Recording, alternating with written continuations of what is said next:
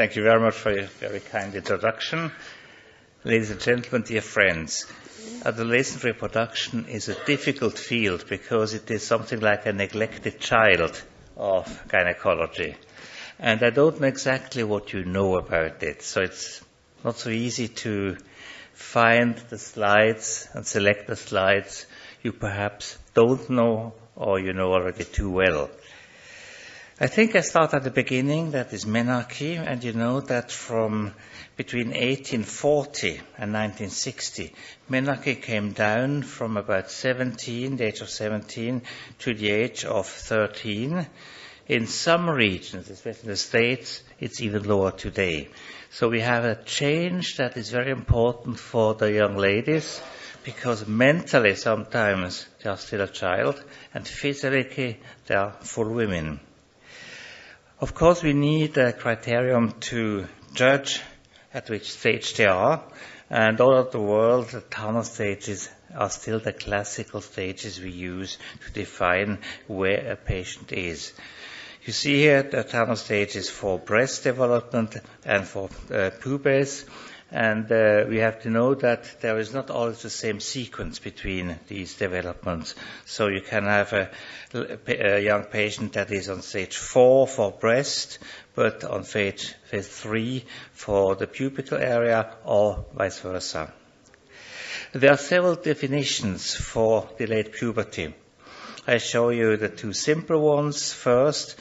Grumbach and Stein defined delayed pubertas tarta, delayed puberty, as 13 years in girls, and Sperov said no beginning of puberty until the age of 16.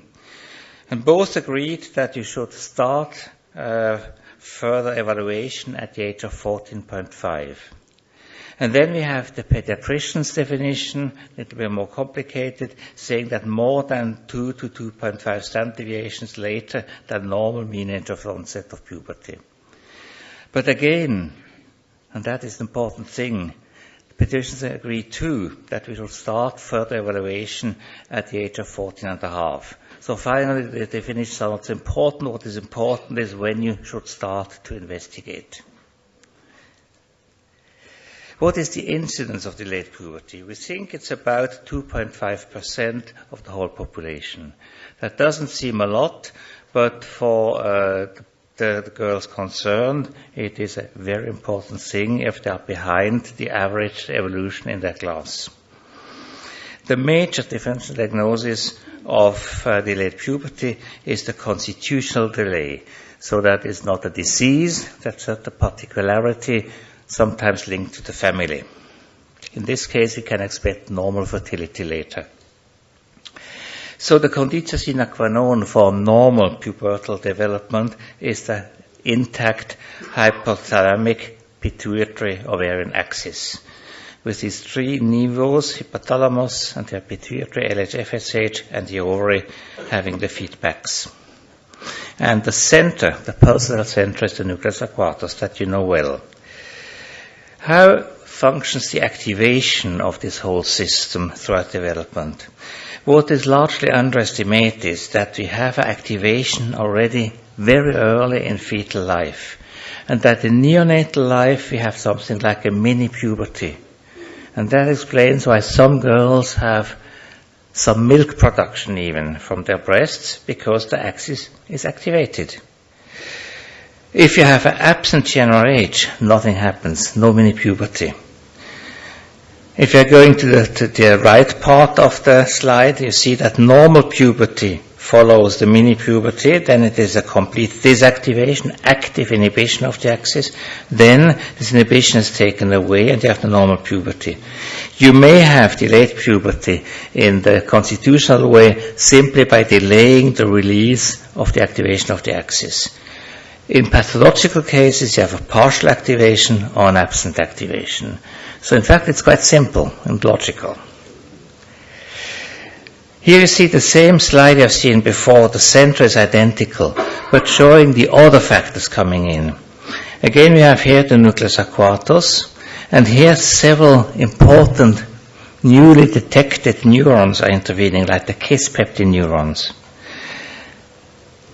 And at the level of the pituitary, you have peripheral cues coming in, like leptin, ghrelin, even each IgD insulin, so that the system is in fact much more complicated than we thought about 30 years ago. But basically, it's still the same. Let us take a closer look at the activation period. That's a slide I modified from Yen and Yaffe, very classical authors. And it integrates, I think, all that we need to know about the possible inhibitions and activations taking place at the time of puberty. Here you have the chronological age. That is the end of the neonatal period with the deactivation, as we've seen, by active inhibitors. And these are depending on genetic, mental, endocrine, and metabolic factors. Then the first event we have to mention is adrenarche. Without adrenarche, we'll have no puberty later. And adrenarche is allowed to take place if these inhibitors are decreasing. Adrenarche allows to develop the ovarian axis, and if everything happens as normal, you have, after about 2 to 6 years, depending on the individual situation, normal puberty. What can happen at any stage is that this increase or activation of the ovarian axis is interrupted, and you're falling back to the stage before the start of puberty. To give you an example, that may happen in eating disorders. Again, you have the delayed puberty here, because activation of the axis is delayed by some usually genetic factors. You have the partial puberty I've seen already before, where something is inhibiting the full release of the activation, and the absent puberty. So again, you can see that the whole system is logical. You can always go back. If you look at the secondary amenorrhea, you can go back again to this stage here, beginning of adrenarche, and then start again. What is the incidence of observed anomalies in pubertas tarda? If you go to the upper level, hypogonadotropic hypogonadism, that is about 31%. If you look at hypergonadotropic hypogonadism, it's about 43%, and the eugonadotropic forms about 26%. Within you have the different sub-entities we will discuss later. So these two are the most important, and the most frequent overall is the hypergonadotropic form. Let us look first at the inactive situation where the hypothalamus is concerned, no activation of hypothalamus. What are the possible causes of such an absence of activation of the thalamus? We have generalized deficiency, that can be due to different genes being wrongly constituted or absent. We have the form with anosmia, the Kalman syndrome, and without. Then we have, and that is at the pituitary level, isolated LH or FSH deficiency. Leptin deficiency has been added recently, and panhypituitarism, usually due to external factor, internal factor tumor. Then we have acquired forms of hypogonadotropic hypogonadism. The tumors, the candidiarangioma, compressing quite often the T's of the pituitary. We have infiltrating processes, that is rare at the age we are discussing, adolescence. Head injuries, today mostly bicycle, motorcycle accidents. Infections touching the central nervous system. Stroke, very rare in young people, but may happen. Think of pill users. Cerebral surgery and radiotherapy becoming more important today, and prolactinoma. Then we have the congenital forms. They are not important for you because they're very rare and just cited to be complete. You may know the Prader-Willi syndrome, the Lorentz-Muir-Beadle syndrome. But in practical life, you will not see more than perhaps one case in your whole professional lifetime. So I show you some examples. That is a idiopathic delayed puberty. the whole family had a delayed puberty. You see the girl at 16 years, and at 18 years you have the first signs of beginning puberty, but very discrete signs.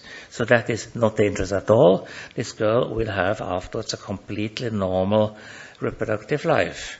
But the parents naturally are very disturbed by it because they don't know what will happen later.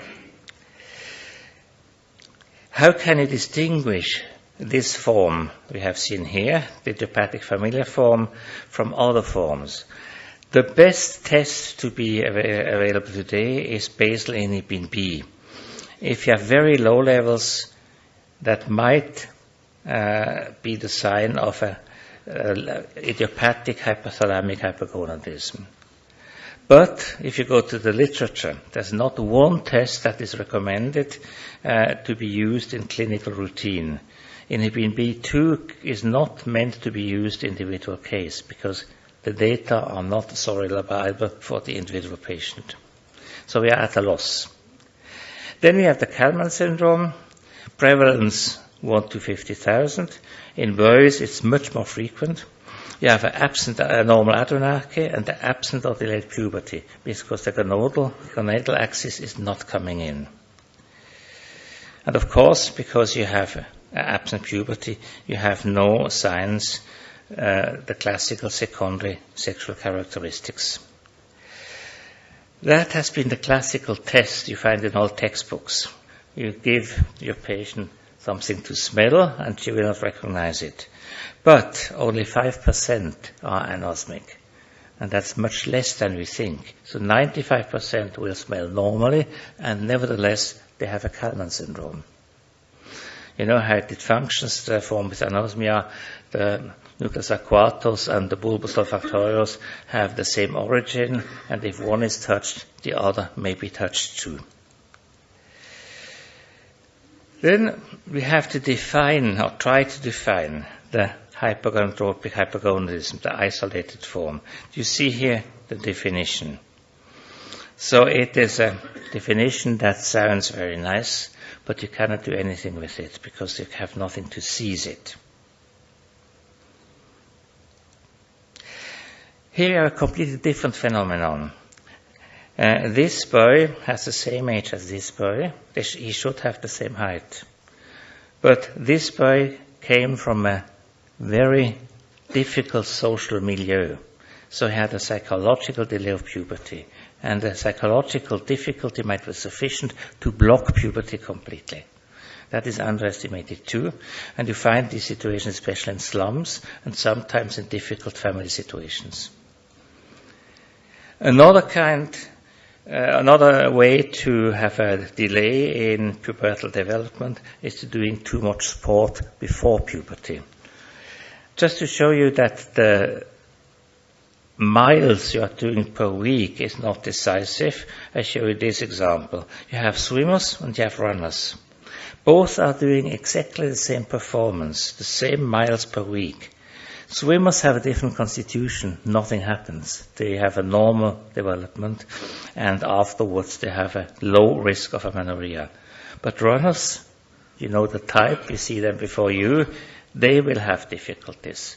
Development of puberty can be delayed in runners starting early to run, and afterwards they are at a high risk for amenorrhea. So it's a complex mechanism. It's the miles per week and the personal constitution. I know one study where these different groups have been compared. You have here controls coming from the same background, the average population of this country where the study has been done, and here you have two groups of young women. This group started the high training, that was athletic training for Olympic Games, after puberty only, and the other started before. You see that the girls starting before had a delay of puberty of about 2 years. These ones haven't been changed in their evolution because the critical step has been done. Activation of the axis took place. So again, it's multifactorial, not just one thing, but many different factors coming in. I think that will be difficult to read if I look at the screens you have. We will skip it just to tell you where you can find it. That is a review by Dwyer, published in 2015 in the European Journal of Endocrinology. So it will give you a proposition how you can proceed by evaluating your patients if they have a constitutional form, a Kalman syndrome, or another form of hypothalamic inhibition. Now, how do you induce puberty if for different reasons you have to do it? The most frequent reason is that the girl has major psychological and social problems with the pairs of her group of age. She's behind, and that is for a girl of 12, 14 years a catastrophe. So you have to start with a very low dose of estradiol. Usually 0.5 is recommended. There are cases where you have to start with 0.25. And then you can slowly increase, but really slowly. These figures are minimum distances. Sometimes you need more time to come to the full dose of 2 milligrams per day. Why is it important to reach the 2 milligrams? That's because of bone. Because otherwise they will not reach the normal peak bone mass if you stay at the 1 milligrams, for instance. It's essential to go to 2 milligrams. Which progesterone should be added?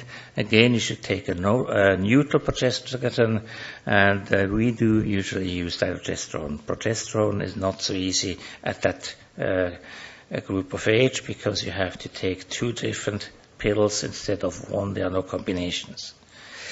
So important for the introduction of puberty is individualization, the control of the skeletal growth, and no contraception, because EE is not suitable for this stage of evolution. And later you could go to induction of ovulation. I will skip that because it's not our group of age. Now anorexia nervosa. That is a classical picture of a patient having anorexia nervosa. What she tried to reach is a disparison of their breasts, but of course that doesn't happen. Here another example of anorexia nervosa. You see the type. We know that a positive prognosis in anorexia nervosa is linked to the onset of the illness before the age of 18, the absence of laxative abuse, and the subsequent marriage. In contrast, premature interruption of the treatment with return to the parental home, the normal milieu where the disease started, proves to have a negative effect. So we have a rule of thumb: 1/3 will be unimproved, 1/3 improved, and only 1/3 will be cured. That is not so optimistic. It is a serious disease. Here you have a small statistic published by Willi. We looked at the evolution in 20 female patients. 5 continued to be anorectic. 2 passed to endogenous psychosis. That is important because several cases of anorexia nervosa are a first sign of a psychosis or endogenous depression. 1 patient died in 20, and 12 had a good evolution. And then we have also think that the delayed puberty might be due to non-endocrine diseases or diseases not depending on the gonadal axis, like diabetes mellitus, hypothyroidism, a renal disease, gastrointestinal diseases, for instance Crohn, polyarthritis that can be stopped puberty completely, and of course severe malnutrition, another one. So some delay of puberty are simply the sign of a serious internal disease behind. Let us pass to secondary pituitary or pituitary problems where the hypothalamus is intact but the pituitary is touched. Don't look at this slide. I wanted just to show you how many genes can be involved. It becomes complicated and more complicated every week. You discover always more genes, saying that diagnosis becomes more difficult. That is a classical example of craniopharyngoma. It was developing here, and it was separating more or less the pituitary from the hypothalamus. And this girl had a stop of the puberty. She has been operated, and puberty took up again. But at the age of 24, she died from late consequences of the craniopharyngoma. Now to the primary situation, the ovarian situation, when there is a defect. In 43%, we have in Birkhaeuser hypergonadism abnormal karyotype. We have the congenital forms, the most important is Turner syndrome, and we have acquired forms, and the most important here today is chemotherapy or radiotherapy linked to a tumor. The Turner syndrome is frequent. If you look at abortions, it's 1 to 270, live births 1 to 3,000. So that you will see in your daily life. It's overcombined with other malformations like kidney. Intelligence is sometimes limited, but by far not always. In all the times we believe they are stupid, these girls. They are not stupid, all of them. The classic karyotype is 45X0, but you have many mosaicisms, and these patients might be fertile, what is underestimated. Here you see a Turner syndrome as it might be seen at your hospital, especially these quite normally looking forms. They have a small stature, but otherwise looks quite normally, are frequent. These extreme forms are rare. That is a patient that had no diagnosis of Turner syndrome up to the age of 18, because she looked finally not so pathological. Everybody, family, teachers at school thought it's just a normal variant. And we could substitute her. She had afterwards a completely normal life and went to university, that for intelligence problems. But then we have the other forms, the 46X epsilon forms, where you have a male element in it. And these forms have a high risk of testicular or gonadal, to say it better, tumors, malignancies. So they have to have a gonadectomy. Today we recommend to wait until the age of 15, 16 before we do the gonadectomy. In these cases, ovulation induction is not possible, except if he has a mosaicism in Turner syndrome. But today they can be selected for ovum donation in countries where that is permitted. And as I said before, in Turner mosaicism, spontaneous pregnancies are absolutely possible. And then, last group, the eugonadropic forms. There you have especially the Rokitansky-Küster-Hauser syndrome, you have testicular femination, and the Adolescent syndrome. That is a classical example of testicular femination. This patient had male gonads, and they secreted testosterone, but she cannot see testosterone. The receptors are absent. The testes have been found in labia majora, that's classical too. They can be in the inguinal canals or intraabdominally. And these patients, of course, have to be gonadectomized too. That is a must. And here too, it is recommended to wait until puberty took place before you take the gonads out, because the malignancies will arrive later. So we have seen the three forms: hypothalamic problems or absence, the pituitary problems, and the ovarian problems. A special chapter is congenital adrenal hyperplasia. Just to show you a small glimpse of it, we have one main problem in this group, that is the absence of the 21-hydroxylase in 90%, and two minor forms, the 3-beta-hydroxytyrosine dehydrogenase and the 11-beta-hydroxylase, and some other even rarer forms. But the classical form is this one. That should be seen today, such a patient. That is a female having a congenital adolescent syndrome. So she hasn't been treated up to the age of 26, and then the diagnosis was made. Of course, there you cannot do anything about it. The incidence in live birth for the severe form is 1 to 15,000, depending on the region. So it depends on some groups within the population, some ethnical particularities, and the continent you are living. That is a late onset form of the same disease. It looks a bit like you might see a PCO syndrome, and sometimes they manifest like a PCO syndrome, but it is enzymatic defect, 21-hydroxylase defect. Then we have a 3-beta example of 3-beta form, again, virilization, but again, you can treat it by giving corticosteroids. What can we do if we look at it concretely? In childhood, we need hydrocortisone. Here the dose is recommended depending on the age and body size.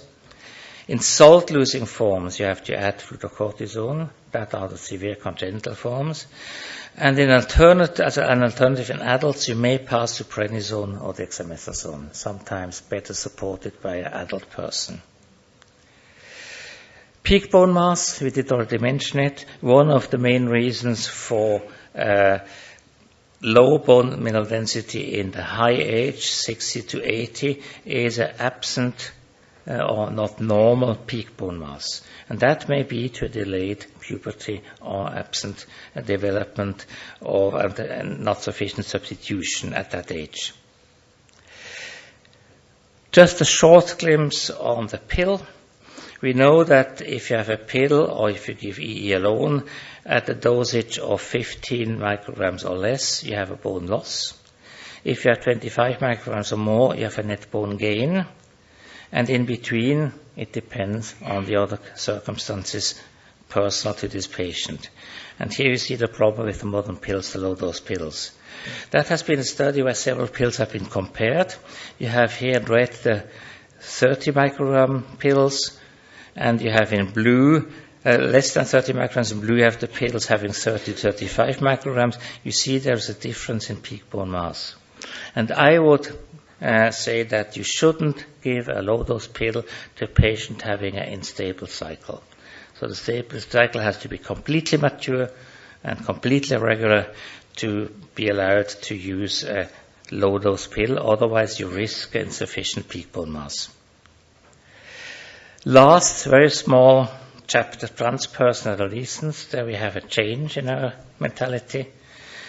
We are still used in Western cultures to put all human beings into two categories, male and female. But there are many people, much more than they think, even at adolescence or childhood, not knowing exactly where they belong to.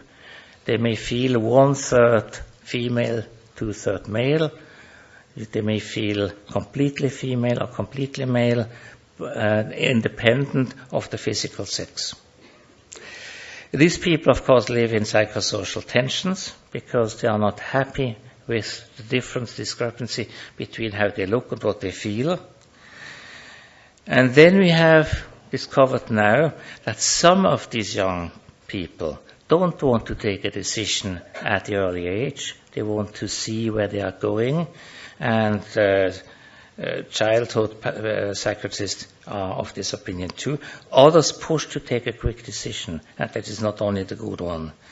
What is important, the one solution for all principle has been abandoned. We became much more flexible. But that means that we need specialized centers for these very young people having a gender problem. And that is now being created in several countries. So we need the specialized outpatient services for these trans persons where you can evaluate what they really want, if they want a decision or not. And some pediatricians are even in favor of doing an operation if the situation is clear already before the age of 16. But that is a trend. We will see if that will last or not. Thank you very much.